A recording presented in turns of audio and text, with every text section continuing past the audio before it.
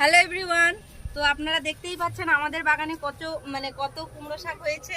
তো এই কুমড়ো শাকের পাতা দিয়ে আমরা একটা রেসিপি তৈরি করব, যেটাকে বলা হচ্ছে কুমড়ো শাকের পকোড়া। তো তার জন্য আমাদেরকে প্রথমে কুমড়ো শাকের পাতা নিতে হবে নরম নরম। তো আমি সেটাকে কেটে নিচ্ছি, আপনারা দেখতেই পাচ্ছেন।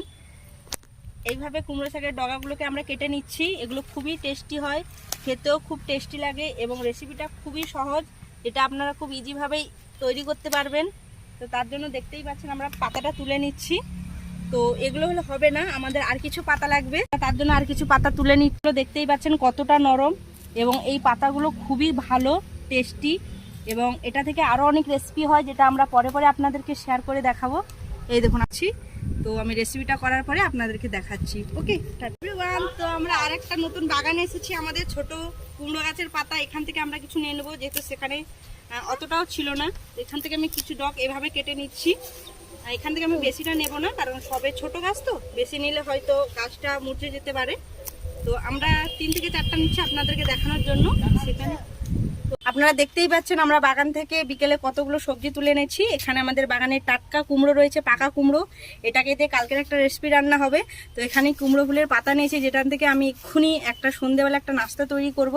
আর এখানে আমরা দেখতে পাচ্ছেন পাকা কাঁচা লঙ্কা নিয়েছি, যেটা আমরা পকোড়াতে দেব, এবং আমাদের গাছের টাটকা পড়া পাকা আম, যেটা সবাই মিলে খাবো একটু একটু করে ইনশাল্লাহ।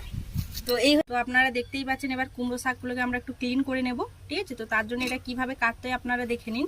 এখান থেকে আপনারা এভাবে কাটবেন, এই যে ডকার সিরেটা, এটাকে জাস্ট এভাবে বাদ দিয়ে দিবেন, তাহলেই দেখুন এটা পুরোপুরি রেডি হয়ে গেছে। এভাবে আমরা সবগুলোকে তৈরি করে নিচ্ছি। আমরা দিচ্ছি এখানে ছোট ছোট কুচি বেসন, মতো লবণ, স্বাদ মতো ভাজা মশলা করেন, তো একটু লঙ্কার গুঁড়ো অ্যাড করতে পারেন। কেন এটাকে ভালো করে মিশিয়ে নিচ্ছি। একটু জল এড করবেন যাতে ব্যাটারটা খুব সুন্দরভাবে মিশিয়ে যায়। স্টপ করে দাও, ভাবে এটাকে মাখিয়ে নেবেন, ঠিক আছে? এটা আমরা সাদা তেল দিয়ে দিলাম পরিমাণ মতো। ওটাতে দেখুন আমি সুন্দর করে এইভাবে ছোট ছোট করে ভেজে নেব। ছোট করে দেওয়ার একটাই কারণ, যাতে মুচমুচে হয় এবং খেতে খুব টেস্টি হয়, ঠিক আছে?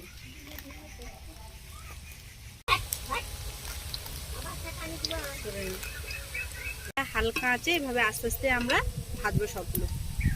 কাটা এইভাবে ভেজে তুলে নিচ্ছি।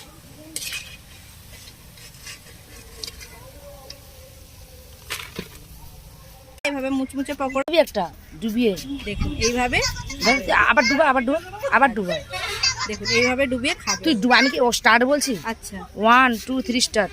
এইভাবে আপনার খেয়ে এরকম বল। সস বল।